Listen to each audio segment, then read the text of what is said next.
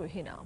અમદાવાદમાં સુભાષ બ્રિજની જેમ હવે ગાંધી બ્રિજમાં પણ ગંભીર ક્ષતિઓ નજરે પડી છે।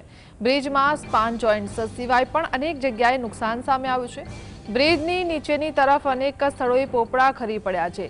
પ્લાસ્ટર ઉખડી ગયેલા અને સળિયા ખુલ્લા દેખાવા લાગ્યા છે। એટલું જ નહીં, બ્રિજના પિલ્લરોમાં પણ સળિયા બહાર દેખાઈ રહ્યા છે।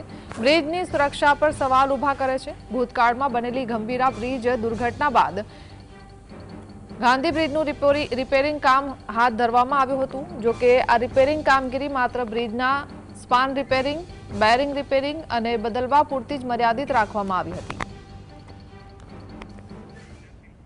સંવાદદાતા જતીન જોડાય છે। જતીન, બ્રિજની જે કામગીરી અત્યારે દેખાઈ રહી છે ખૂબ જ ખરાબ હાલત છે, શું જાણકારી?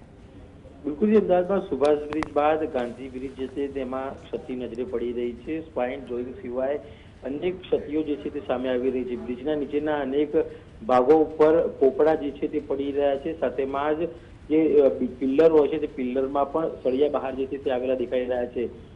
થોડા સમય પહેલા જ રાજ્ય સરકારે પરિપત્ર કર્યો હતો અને ગુજરાતના તમામ બ્રિજોને કહી શકાય કે ઇન્સ્પેક્શન માટે જે છે તે મોકલવામાં આવ્યા હતા, પરંતુ ક્યાંક ને ક્યાંક કોર્પોરેશનની બેદરકારીના કારણે ગાંધી બ્રિજના નીચેના જે પિલ્લરમાં સળિયા બહાર આવી રહ્યા છે અને પોપડા જે છે તે ઉપરથી પડી રહ્યા છે। કોર્પોરેશનની બેદરકારી જે છે તે જોવા મળી રહી છે। ગાંધી બ્રિજ ખાતે મોટી સંખ્યામાં લોકો અવરજવર કરતા હોય છે, તેમાં જ ભારે વ્હીકલો જે છે તે લઈને પણ રવાના થતા હોય છે।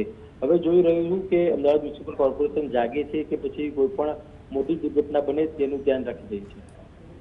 જી જતીન, આભાર।